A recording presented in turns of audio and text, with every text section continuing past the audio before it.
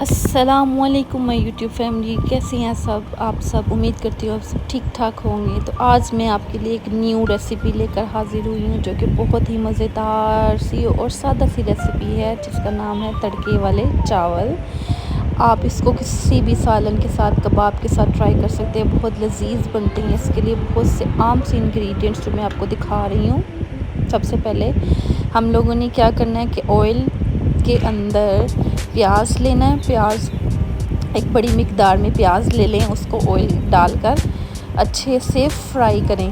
प्याज इस तरह फ्राई करना है कि वो ब्राउन हो जाए, इसको कच्चा नहीं रखना, क्योंकि फिर इसी की वजह से हमारे चावलों पे कलर आएगा।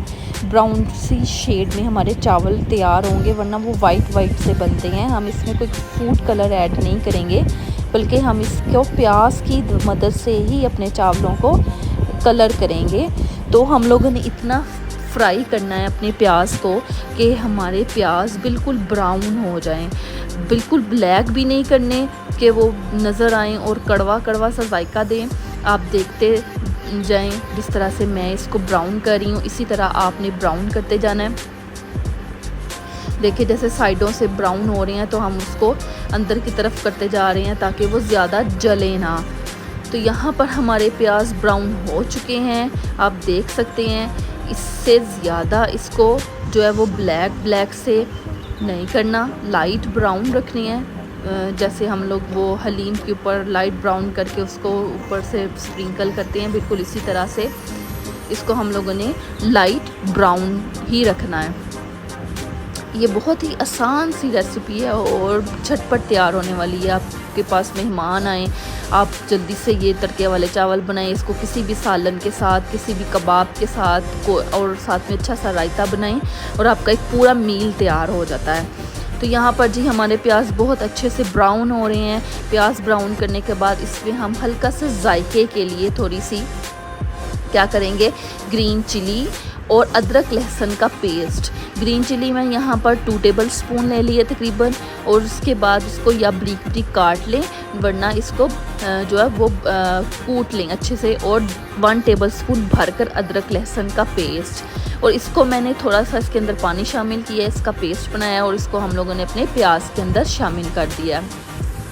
पानी इसलिए ताकि हमारा प्याज मज़ीद जले ना।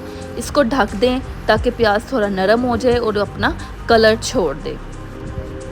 तो यहाँ पर जी बर्तन भी साथ साथ समेटना लाजमी होता है। तो जी ये देखें, हमने अपने प्याज के अंदर लहसुन और अदरक और हरी मिर्च का पेस्ट डाला था, थोड़े से पानी की मदद से उसको हम लोग अब अच्छे से भून रहे हैं। पानी लाजमी डालना है, जब ब्राउन हो जाना तो पानी डालना है इसके अंदर थोड़ा सा, ताकि हमारा जो मसाला है, जो हमारा प्याज है, वो ज़्यादा ना जले। अब इसके अंदर हम लोगों ने नमक शामिल करना है। नमक हस्बे ज़रूरत है, अपने जायके के हिसाब से आप शामिल करें जितना आप लोगों को पसंद है।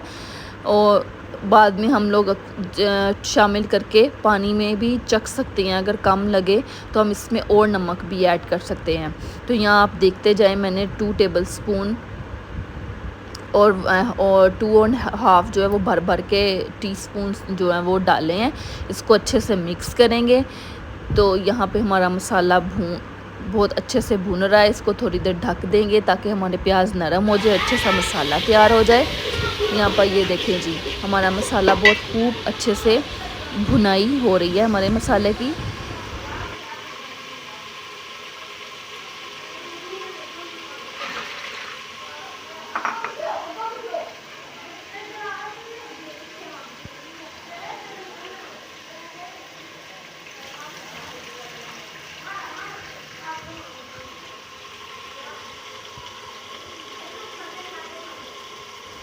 जब हमारा मसाला अच्छे से भून जाएगा तो इसके अंदर हम लोगों ने पानी शामिल करना है।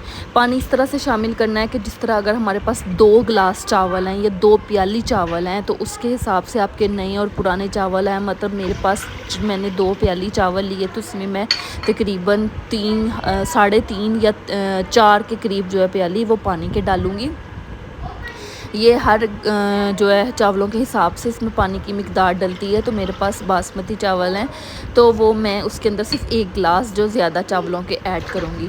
यहाँ पर मैंने जो है वो देगची के अंदर पानी डाल दिया है। तो यहाँ पर जी हमारा हमने पानी डाल दिया है। अब इस हालत में हम आप पानी को थोड़ा सा चखें और थोड़ी सी फ्लेम को हाई करके पानी को पका लें। इसको एक उबाल आना चाहिए, उसके अंदर बाद में हम इसके अंदर चावल शामिल करते हैं। पानी चख लें, अगर नमक कम है तो इसमें और इस पॉइंट पर आप नमक शामिल कर सकते हैं। तो ये देखें जी हमारा पानी यहाँ पर पक रहा है, इसको एक उबाल आ चुका है। अब इसके अंदर हम अपने चावल शामिल करेंगे, जो कि हम लोगों ने अच्छे से छान कर और उसको अच्छे से वॉश कर लिया था और थोड़ी देर भिगो के पहले रखे थे। इसमें देखें हम लोगों ने चावल शामिल कर दिए हैं और अब इसको हम लोग पकने देंगे। थोड़ी देर इसको मिक्स करेंगे और इसको पकने देंगे जब तक हमारा पानी खुश्क ना हो जाए और दम की हालत में ना आ जाए।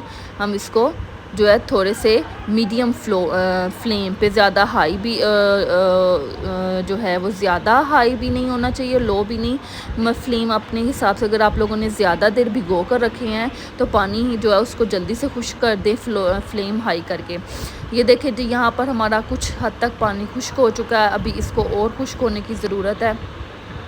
हम इसको थोड़ा सा और खुश्क होगा तो हम इसको फिर क्या करेंगे, दम पर लगा देंगे।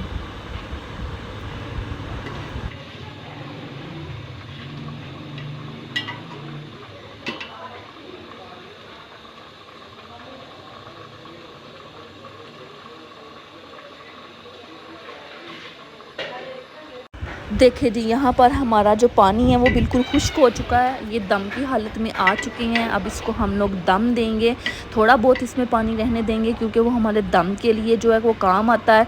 तो अब इसको हम लोग क्या करेंगे, इसके ऊपर इसका ढक्कन रख देंगे और इसको बिल्कुल स्लो फ्लेम के ऊपर, बिल्कुल लाइट सी हल्की फ्लेम के ऊपर हम इसको दम देंगे ताकि हमारे चावल नीचे ना लगे। और यहाँ पर जी हम दम दे चुके हैं। इसको 10 मिनट दम पर देने के बाद ये देखें जी हमारे मज़ेदार चावल तैयार हैं। ये बहुत लजीज बनते हैं, बच्चों को दें, कबाब के साथ इसको सर्व करें, रायते में चटनी, हरी चटनी, टमाटर वगैरह डालकर इसको सर्व करें, किसी भी सालन के साथ आप सर्व कर सकते हैं। ये बहुत लजीज बनते हैं, मेरे कहने पर ज़रूर ट्राई करें। चलें जी मिलते हैं अब नेक्स्ट वीडियो में, तब तक के लिए अल्लाह हाफिज़।